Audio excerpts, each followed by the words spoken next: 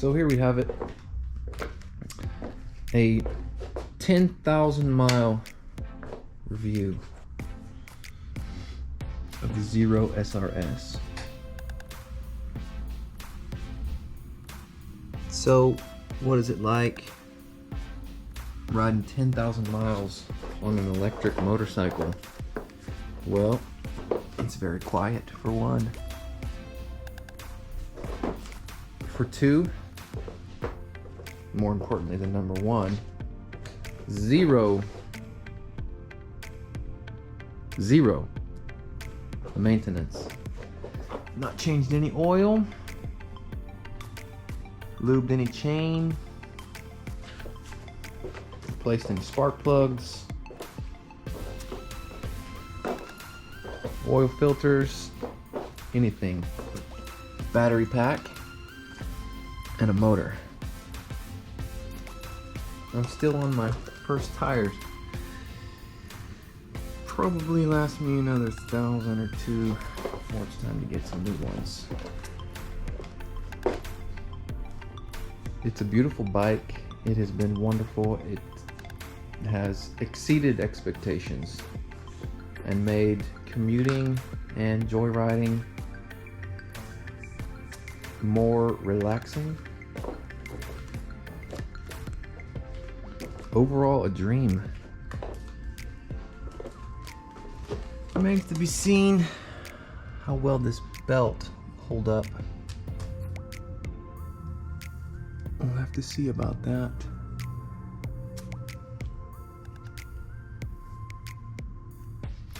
But I've had zero issues with this bike. Apart for a few charging oddities, but none of them are deal breakers. The battery is good. It's held capacity. I don't notice any change over 10,000 miles. We'll see as we get to 20 and 30, etc. But so far, zero degradation that I can noticeably measure or perceive.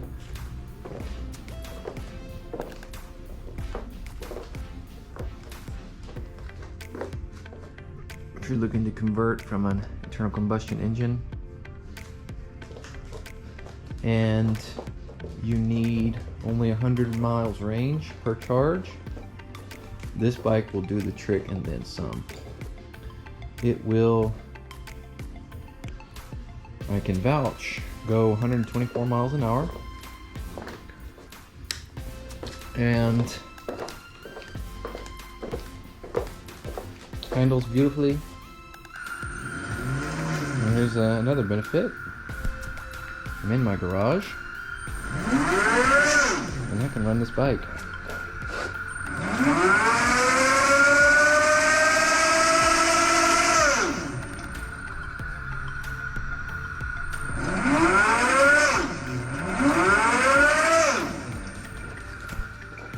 My dog doesn't even care.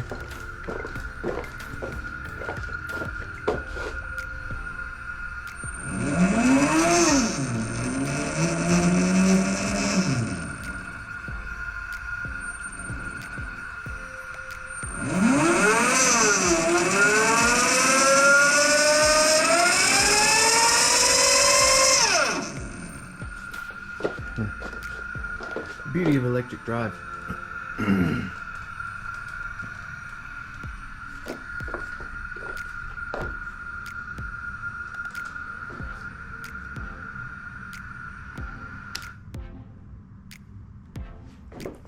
Position of the mirrors has not been a problem. Not a problem, in fact, it's a bonus. I like the position down low. It's a little strange at first, but it works really well. I find that they're less in the way of cars and other bikes when you're parked. And when you're splitting, they are pretty compact and out of the way. One of the greatest things I did not expect from this bike was this cargo hold. You can put, I carry my lunch in it every day, and that allows me to not to wear a backpack every day, which is a major bonus. Doesn't sound like much. When you're taking a backpack on and off twice a day, every day, it's cumbersome with all your other gear. So it's a big, nice bonus to have this cargo bay, which is quite spacious. You can get groceries in here. I've gotten groceries many times. And this is where the extra battery goes if you want to buy an extra battery and increase your range. But I do not need the range. I like the storage space. You can see the 2 USB ports. I keep a bunch of random stuff in here. Helmet lock. Charging cables, mask, etc.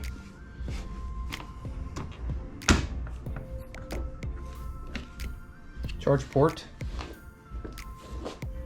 conveniently located, and charging is really easy. I just have it plugged into standard wall outlet, because that's all you really need if you're charging overnight.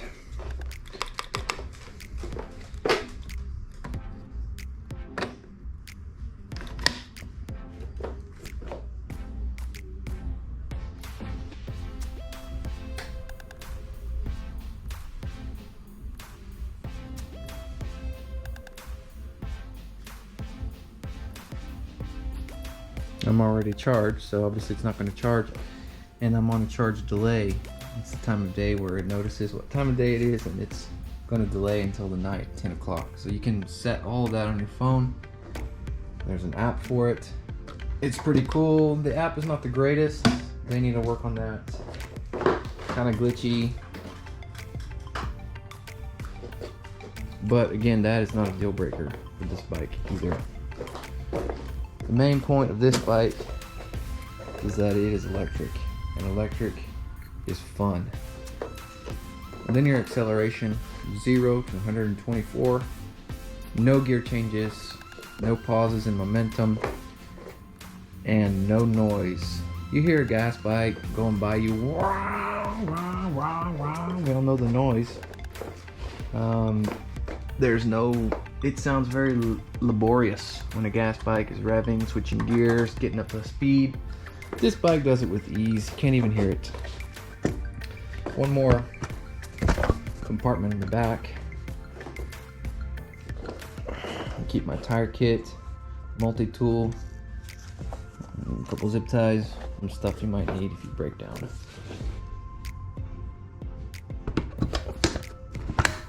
Another thing about this bike, the rear brake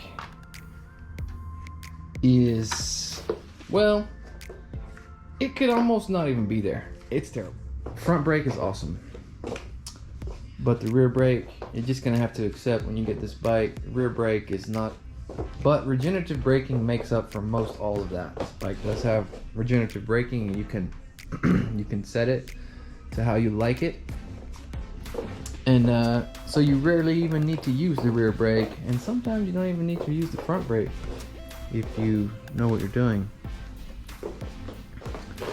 But to come to a complete stop, of course, you need to use either or both. Usually, I use both at the same time. It's the most effective way.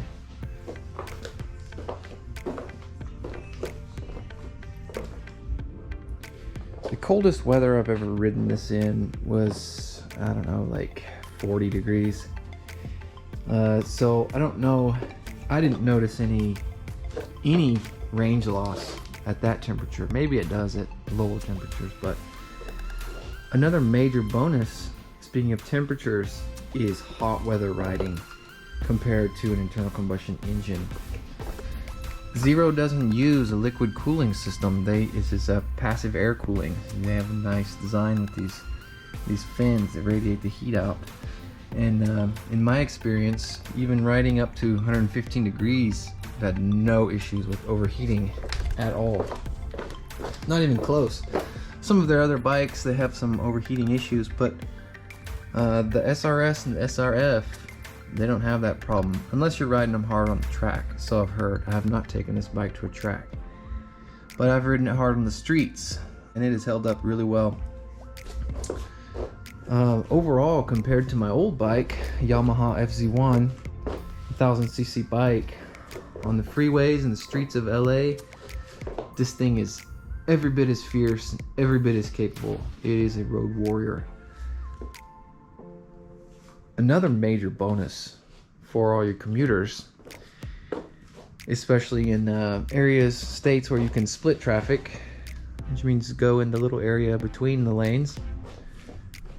It's very cumbersome when you're on a traditional geared clutch bike. You're always moving up and down through the gears, coming to sudden stops, etc. And that can get annoying and sometimes even painful when you're clutching all the time. And that's all gone here.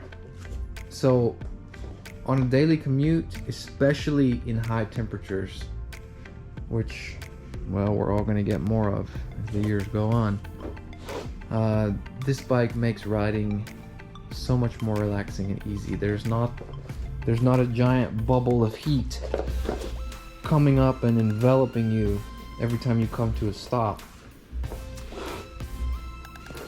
So that I can for sure say is a major fatigue reliever when you're doing a lot of riding.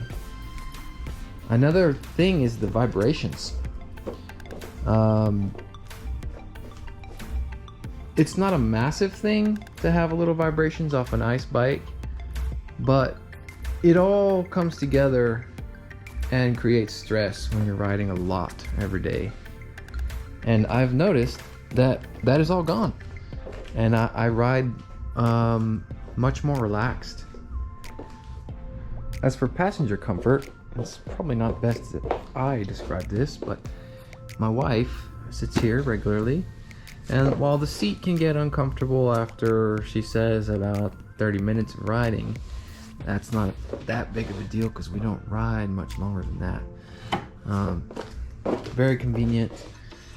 Being electric, you can communicate much more easily. There's no concern with burning legs or any other extremities because there's no muffler, no engine.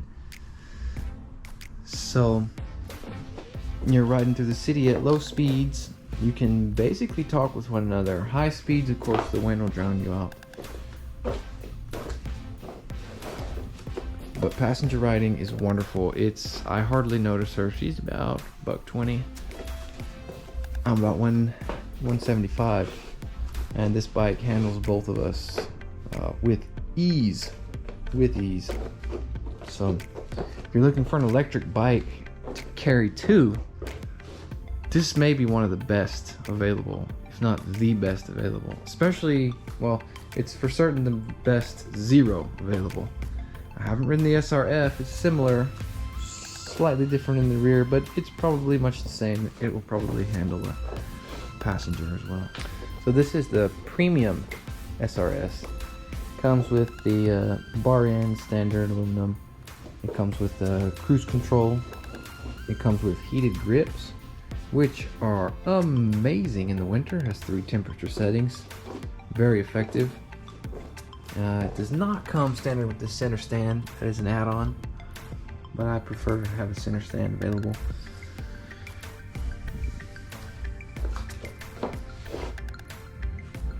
One motto that motorcycle riders they use to justify their loud pipes is the phrase "loud pipes save lives."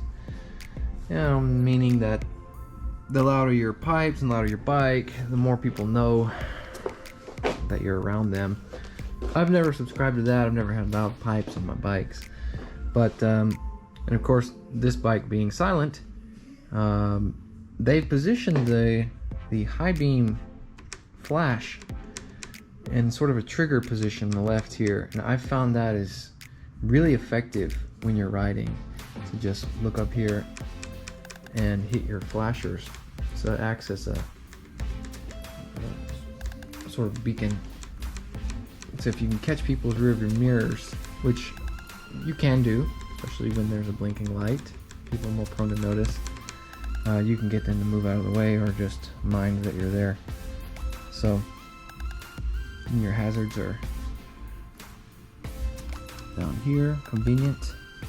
But this position, that's just such a great idea, and your horn is right here. So you have both of these devices to alert people readily available here on your left hand.